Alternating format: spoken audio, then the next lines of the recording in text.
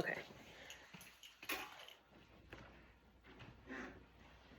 Thank you guys so much for being here. It seems like a lot, but I promise it's not a lot, and you'll really like doing it. It's great being a monitor.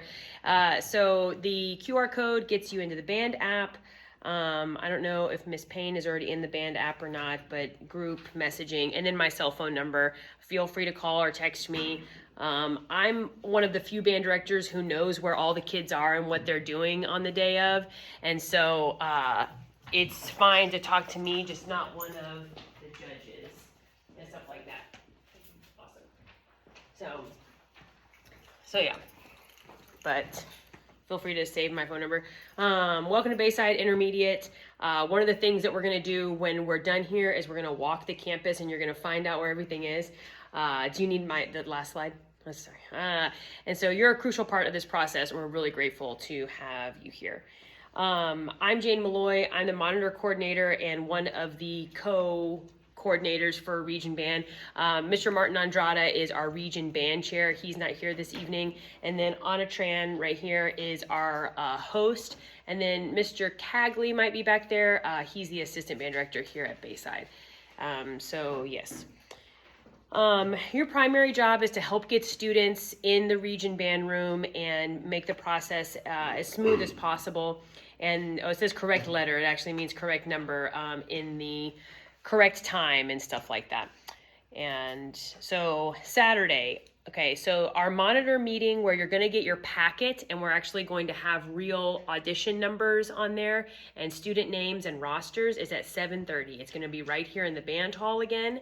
And so if people who are not here, this room is next to both of the gyms and in this last parking lot back here at Bayside. And so you meet me in the band hall, and then we go, details in each room, and then you're gonna go into the commons to pick up your group of students. So 7:30 is what you need to know to come in here. Parking on Saturday. Ms. Tran made us this amazing map right here. You already know this last parking lot. What would be really, really beneficial though, because you guys are parking and staying, is for you to park in front of the actual Bayside entrance and then walk over here. That would be really great. We're trying to get people who are parking and staying to park over there and then walk, it's because this parking lot's going to be nuts because people are going to be dropping off, and all of that. So that first parking lot, if you can see my mouse right here, this smaller parking lot, you can park there and then walk over right here. The front doors of Bayside will be locked shut. We don't want kids in and out of there on Saturday. The step-by-step, you just got that. That is your step-by-step instructions of exactly what to do. There's some other crucial forms that we're going to talk about. You have an example of one of those in there. And this is everything that's in your packet. So you're going to have a monitor packet for each room, and if you're a percussion monitor, for each percussion group. And so your packet's going to say, flutes on it, and it's going to have everything in there because the kids get a sticker. There's going to be extra music. There's going to be pencils. There's going to be a name tag for you. And so we're going to go over everything in that packet on Saturday. But just know that there's a lot of stuff in it, and only you should have that. You shouldn't leave that out for students to see and stuff like that. Student name labels, and we'll assign duties to your group. The duties are easy and they're written down. It's all good. Okay, so this is the huge list of meeting times. Again, I'm going to email out this presentation to everyone, but we've tried to break it up in the past. If you have like an 8th grader or a high school child, you know that sometimes we have the kids waiting in the commons for a really long time. We're trying really hard to negate that with this schedule and to help the flow of traffic so that not everyone is getting here at the same time. So obviously the biggest group of kids is getting here in the morning. Most of the band directors have told them that they need to get here by 7:30, that the meeting time is 8 o'clock, but most of the kids are gonna get here at 7:30 with us. Here you go, ma'am. And then the 10:30 group is bass clarinet, tenor sax, trombone group 2, 11 o'clock, percussion group 2, flute group 2, clarinet group 2. 11:30 is just the second group of trumpets. 1 o'clock, kind of post lunch, is bassoon, tuba, euphonium, bari sax, and then 1:30 percussion group 3. I want to explain something that's really important right now. 2 different vocab terms that you're going to learn today is groups of instruments and waves of instruments. Groups means that they're coming at a certain time. And so like percussion, because we have 90 percussion auditioning, there's 30 in each group, and we tell them to show up at a different time. A waved instrument is the alto saxes and French horns. That's a large group, but instead of taking them all at the same time, they leave half of them in the commons. And so that we're not taking 45 children or whatever at the same time. We're leaving half of them. So a waved group means that everyone's there at the same time, but only half of them are going into the audition. Does that make sense? Yeah, we're trying to distinguish. So yes, your monitor packet, like I said, the step-by-step, the assignment sheet, your check-in sheet. Go to one of the pages in the stapled stuff that I gave you. That is your roll call sheet. It doesn't have any students on there, but that is going to help you check off kids as they audition. You're going to have audition music, audition call list, and in their performance order, name tags for the students. The students get a number assigned to them. And so, you know, if I'm Jane and I'm horn number 12, that's going to say it on my sticker. And so, not that we don't trust the children not to remember who they are or what number they are, but I don't trust these children. And so, yeah, it's all good. And then judge panels, so you know who your lead judge is. And of course the contest map, which you already got in there as well. But you're gonna have another copy of that on Saturday. Okay, so we're gonna talk through the whole day now that you know what you have in your hands. So after we have our monitor meeting, we're all gonna go into the commons. You're gonna wait by the stage, and I'm gonna start calling kids for a roll call. When you have your kids for a roll call, they're not going to have their instruments with them. You're just taking attendance and giving them their performance number. So it's going to be all the little clarinets, and they're not going to have their clarinet. They're not getting ready to audition. But you take them to their room so everyone knows where they're going. And so they have their little path and they know what's going on, and you go to the room and you take roll call. If you are a percussion monitor, roll call will happen in the small gym. That's where their warm-up location is. We kind of segregate them right away from everyone, so we don't have to hear the drumming all the time. So yes, if you're a percussion monitor, I will help you come back here and make sure you know what's going on. And so every child's going to have a number. Normally they will be around those 3 numbers, 001, 007, 021, you know, whatever. But you'll see all 3 numbers. Okay.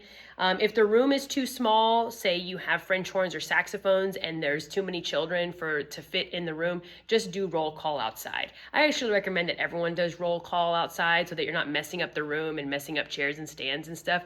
Just call roll out right outside your room. We need to do this just for emergencies. Make sure you know that you know where your nearest exit is. If, you know, some fire alarm goes off or there's some emergency, leave the instruments. I said even the bassoons on here. Even leave the bassoons. When all the bassoons are gathered in one place, you guys, if we took all of them, we could buy a sick house. Okay, anyway, I think about that every time I'm in the bassoon room. I'm like, let's go buy Miss Malloy a house instead. Anyway, so just make sure that it's my brother calling. Ignore. Booyah. So make sure that you have an exit plan, and I'm putting that on you guys, but if you need help with that, if you're like, I really don't know where the nearest exit is, I'll help you. It's all good. So when you get to your room, know what that is. This is a sample check-in list and an audition call list, but this is this is your monitor call list. So there will be 6 items that each child plays. 2 major scales, or I guess it's 5 items. 2 major scales, the slow etude, chromatic scale, fast etude. And so if you really want to be diligent and you want to check off every time they play, by all means, do that. It's all good. Or if you just want to check off when they get done one time, that's all good too. That kind of helps you you know, when I've actually had to monitor before, that helps you keep track of who's who, because that's kind of your biggest job, is that This child is who the judges think they are, is who they think they are, is who you think they are. That's one of the biggest things that we're doing. So you're checking kids in, and this is your call list. And this is how you're going to keep up with attendance. So yes, roll call. Encourage students not to say their numbers out loud. When you're calling roll and when they get their number and like, oh God, I'm number one, just like, chill out. I'm going to remind them of that too when we're in the commons. When roll call is over, one monitor may use the student check-in list to mark the DNAs. DNA means did not attend. That means they're not here. Some band directors have even told us their DNAs now, and we might know those before roll call happens. But you're looking for two things: DNAs, children who did not attend, and the second one is kids who may not be on the roll sheet. This rarely happens. The directors have been looking over these lists for months. We've gotten, copies of them when we've looked over them. So very, very rarely will a child show up and not have a number. But if that happens, you and the student need to go into the library to find Martin Andrada. The kid has to be there in order to enroll. It's a whole thing to enroll someone, to register someone on the day of, and the kid needs to be there. So yes, so any questions about DNAs, that's any kid who's not there, or students who need to be registered. Any questions about that? Okay, so you should have a list of DNAs. Almost every room will have at least one DNA. So yeah, and you're doing that again outside the room with no kids have their instruments. If a student says their name was not called and you cannot find a tag for them, they'll go to the monitor and then go with them to the contest office. Mr. Andrada will enter them into the system and give them an audition number. Please make sure to add the student to your audition call list and student check-in list under the player number they have been assigned. Write their name on the appropriate tag and give the tag to them. This step is critical. Mr. Andrada will probably help you do that because, again, this would be very, very rare for that to happen. Okay, this is the more complicated step. This is probably our most complicated step. So you're going to take your name tags and the DNAs to Mr. Andrada in the library contest office. When we walk the campus in like 5 minutes, Mrs. Tran's going to show us where the contest office is. Yes, because I don't think I laid eyes on it the other day and I don't trust myself. So yes, one monitor helps the students who were not on the list. The other monitor waits to escort the judges from the library to the audition room. So after you've called roll, you're going to take all the kids back to the commons. They're going to keep warming up, okay? Then one of the judges is going to go into the library to find, one of the monitors is going to go into the library to find the judges. You have a sign that is in your monitor packet that says, I'm here for the French horn judges. I'm here for the clarinet judges. And they know that you're coming for them and all that stuff. So the students have been taken to the commons, and then you're going in there to find the judges, okay? Do not, the lead monitor then returns to the audition room and waits until, the other monitor comes to back to the audition room with the judges. So, Ms. Tran, the students get to the room, then the judges get to the room, correct? Yes. Okay, thank you. Yeah. So one of the monitors will go get the judge. Right. And say, we're ready. Okay. For the judges. Okay. So you're telling, when you find your judges, you're telling them the DNAs, the kids who are not there, so they can write it on their sheet. You're not giving away any child's identification or number. And then the other monitor is going to get either that wave of kids, if you're the French horn or saxophone monitor, or your whole group of kids and taking them back to the room with their instruments, with their music. So one monitor